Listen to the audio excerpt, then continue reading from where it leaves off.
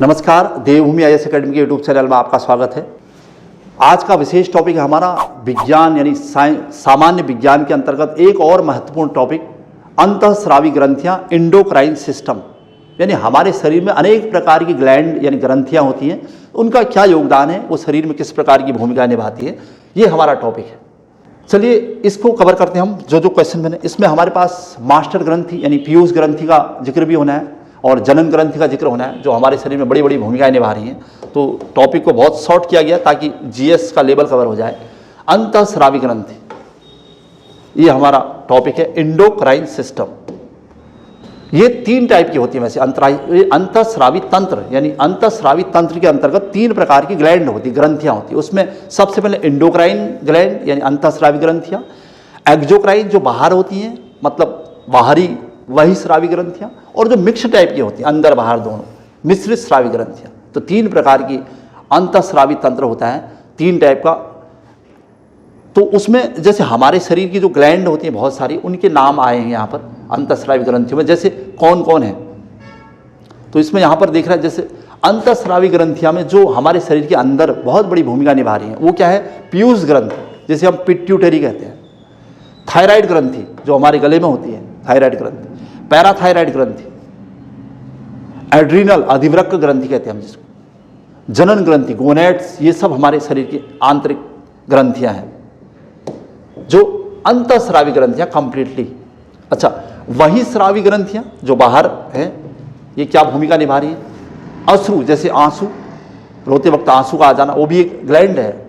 अच्छा, श्वेत पसीना, दुग्ध ग्रंथियां, श्लेष्म और लार ग्रंथि, ये भी कहीं न कहीं वही स्रावी ग्रंथियों के पार्ट हैं जो शरीर में योगदान दे रही है, बड़ी भूमिका निभा रही है। और कुछ मिश्रित स्रावी ग्रंथियां हैं, मिक्स टाइप की, जैसे अग्नाशय, पित्ताशय, गॉल ब्लैडर बड़ी भूमिका निभाता है, और लीवर, यकृत है ना। तो पैनक्रियास, गॉल ब्लैडर और लीवर, ये अपने आप में एक बड़ा सा टॉपिक है। जब हम शरीर के आंतरिक भागों का अध्ययन करते हैं इनके बारे में, अग्नाशय, पित्ताशय, लीवर के बारे में, और ये जनरल अश्रु, श्वेत, दुग्ध, श्लेष्म, और यहाँ से बहुत ज़्यादा प्रश्न है नहीं। अगर जीएस में क्वेश्चन बनता है तो समझिए कि इस पार्ट से बनता है, इसलिए सबसे ज़्यादा कोशिश की गई कि ये वाला पार्ट कवर किया जाए। तो सबसे पहले चलते हैं अंतःस्रावी ग्रंथियों की तरफ। उसमें सबसे पहले जो नाम है पिट्यूटरी ग्रंथि, इससे ही क्वेश्चन बने हैं बहुत सारे। क्या क्या प्रश्न बने हैं वो सब आपके सामने आ रहे हैं। पिट्यूटरी ग्लैंड कहते हैं इसको, और पीयूष ग्रंथि जिसे हम कहते हैं, पीयूष ग्रंथि को मास्टर ग्रंथि कहते हैं। मतलब हमारे शरीर में जो ग्लैंड योगदान दे रही हैं उसमें सबसे मास्टर ग्रंथि है पिट्यूटरी ग्रंथि। कहाँ पाई जाती है, तो कपाल में, अग्र कपाल में लिखा हुआ है। देखो कहाँ पिट्यूटरी ग्रंथि या ग्लैंड कहाँ पाई जाती है, तो अग्र कपाल में पाई होती है। इसमें से अनेक हार्मोन निकलते हैं जो अब योगदान क्यों कहते हैं, उसे मास्टर ग्रंथि वाली बात थी। इस वजह से होती कहाँ है, तो कपाल में पाई जाती है, ध्यान रखिएगा। पिट्यूटरी यानी मास्टर ग्रंथि या पीयूष ग्रंथि कहाँ रहती है, तो कपाल में। और क्या किससे कह रहा है कि पीयूष ग्रंथि मानव शरीर की सबसे छोटी अंतःस्रावी ग्रंथि है, और सबसे बड़ी बात है सबसे छोटी, लेकिन सबसे ज़्यादा योगदान है। मास्टर ग्रंथि क्या है, तो अच्छा प्रश्न था ये भी। सबसे छोटी ग्रंथि है और लेकिन उसके बावजूद भी इसे मास्टर ग्रंथि कहा जा रहा है। अब कौन कौन से हार्मोन निकलते हैं इससे वो देख रहे हैं हम लोग। पीयूष ग्रंथि से निकलने वाले हार्मोनों में देखो एसटीएच हार्मोन, पीयूष ग्रंथि से निकलने वाला क्या करता है, एसटीएच हार्मोन, सोमेटोट्रॉपिक हार्मोन कहते हैं वैसे इसको। एसटीएच का मतलब, एसटीएच हार्मोन शरीर की वृद्धि, हड्डियों की वृद्धि तथा कमी, हड्डियों में बढ़ रही है, कम हो रही है या नहीं बढ़ पा रही पर नियंत्रण रखता है। तो हमारे शरीर की वृद्धि यानी शरीर बहुत ज़्यादा बड़ा भी नहीं हो जाए, न छोटा हो जाए, और हड्डियों की वृद्धि और कमी, उन पर नियंत्रण रखने वाला हार्मोन है एसटीएच, सोमेटोट्रॉपिक हार्मोन।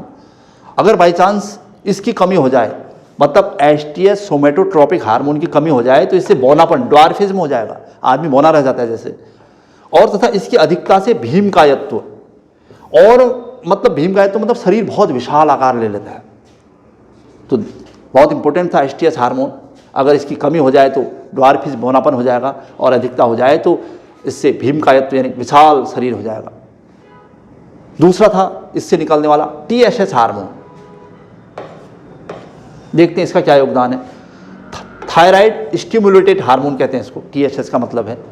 ये क्या करता है, थायराइड ग्रंथि जो कि हमारे गले में होती है, गले को हार्मोन स्रावित करने के लिए प्रेरित करता है। जो गले में स्थित थायराइड ग्रंथि है ना, उसको हार्मोन स्रावित करने के लिए प्रेरित करता है। जो हार्मोन हमारे शरीर की वृद्धि वगैरह या उस सभी चीज़ के लिए आवश्यक होते हैं, उसको प्रेरित करने का काम करता है TSH, थायराइड स्टिमुलेटेड ग्रंथि। और थायराइड ग्रंथि थायरॉक्सिन की कमी को पूरा करती है शरीर में, है ना, आयोडीन की मात्रा को पूरा करती है, ये सब काम करती है। तीसरा है, इससे हार्मोन निकलता है GTH, गोनाडोट्रोपिक हार्मोन। ये जनन अंगों के कार्यों का नियंत्रण करता है, जैसे बाल शरीर में आना, ये सब इनका योगदान है। गोनाडोट्रोपिक यानी जनन ग्रंथि ही कहते हैं इसको वैसे, हालांकि टॉपिक आएगा अभी इससे अलग से, लेकिन ये हार्मोन की बात हो रही थी। तो कि मास्टर ग्रंथि से निकलने वाले हार्मोन, तो गोनाडोट्रोपिक हार्मोन जो कि जनन अंगों के कार्यों का नियंत्रण करता है। और लास्ट था LTH हार्मोन, लैक्टोजेनिक हार्मोन, दुग्धजनक हार्मोन कहलाता है। शरीर में दुग्धजनक हार्मोन के नाम से फेमस है LTH हार्मोन। तो ये थे मास्टर ग्रंथि या पीयूष ग्रंथि से निकलने वाले हार्मोन जो शरीर में कई चीज़ों की आपूर्ति कर रहे हैं, इसीलिए इसे मास्टर ग्रंथि कहते हैं। दूसरा था थायराइड, जिसकी बात हम कर रहे थे। थायराइड ग्रंथि को हिंदी में आउटू भी लिखता है, आउटू या आउटू। क्वेश्चन कभी इस टाइप से बनता है कि आउटू ग्रंथि के नाम से किसे जाना जाता है, तो थायराइड को कहा जाता है। आउटू भी हो सकता है, आउटू। देखते कहाँ होती है थायराइड? मनुष्य के गले में स्थित होती है थायराइड ग्रंथि। मास्टर ग्रंथि कहाँ थी? कपाल में, जिससे निकलने वाला हार्मोन थायरॉक्सिन है, जिसमें आयोडीन अधिक मात्रा में, यानी जो शरीर को आयोडीन की मात्रा चाहिए या शरीर में जो आयोडीन की मात्रा उपस्थित होती है, होनी चाहिए, वो किसकी वजह से? थायराइड ग्रंथि की वजह से। और थायराइड ग्रंथि हमारे गले में होती है, जो शरीर को थायरॉक्सिन हार्मोन देती है।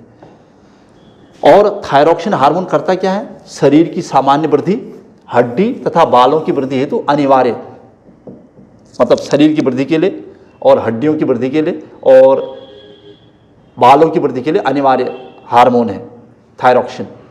बाई चांस इसकी कमी हो जाए, थायरॉक्सिन की कमी से बच्चों में जड़ मानवता, ये क्रिटिनिज्म कहते हैं इसे, जड़ मानवता रोग हो जाता है। मतलब बच्चे का कंप्लीट डेवलपमेंट नहीं हो पाता, विकास नहीं हो पाता, जिसमें क्या होता है? बच्चों का मानसिक और शारीरिक विकास अवरुद्ध हो जाता है। हमें लगता है बच्चा बड़ा हो रहा है, लेकिन उसकी बुद्धि का डेवलपमेंट नहीं हो पाता, तो इसे जड़ मानवता कहते हैं हम, क्रिटिनिटिज्म कहते हैं। ये किसकी वजह से? थायरॉक्सिन की कमी से। अच्छा, कभी कभी इसी की अधिकता से हाइपोथायरॉयडिज्म दूसरा नाम आ रहा है। एक तो था जड़ मानवता, किसकी कमी से हो जाता है, दूसरा है हाइपोथायरॉयडिज्म के कारण मनुष्य गूंगा और बहरा हो जाता है।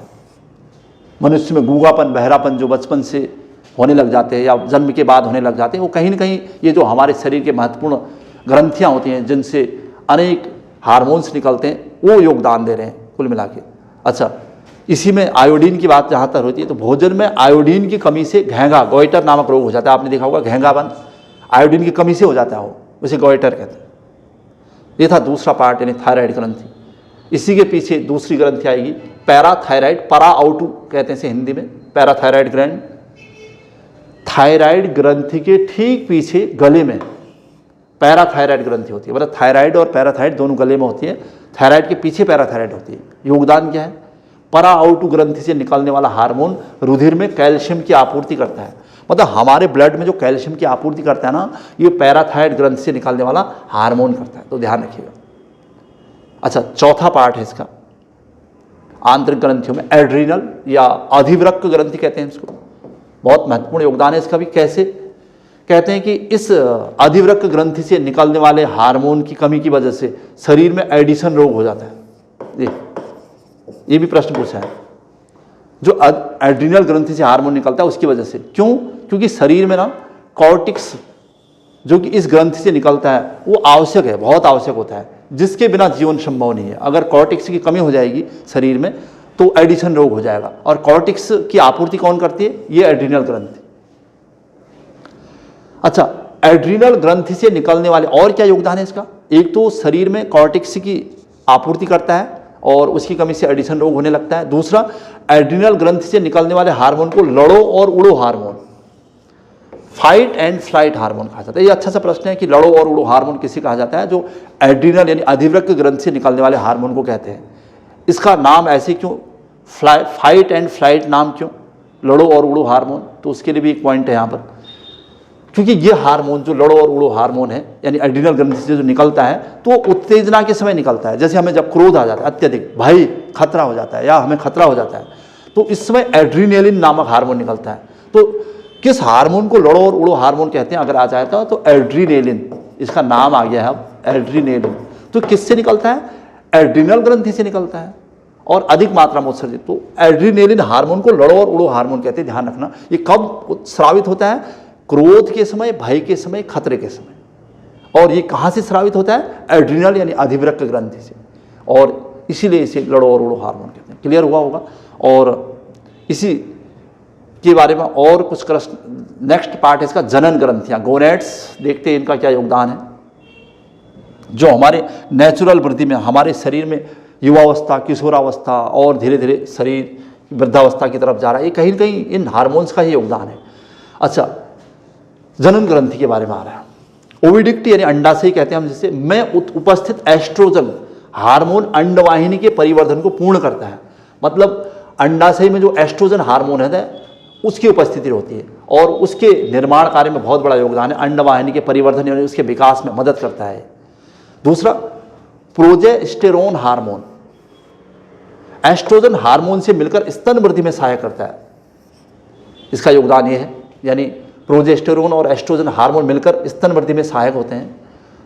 तीसरा है रिलैक्सेशन हार्मोन, गर्भाशय को चौड़ा करता है और उसे सॉफ्ट करता है, मुलायम करता है।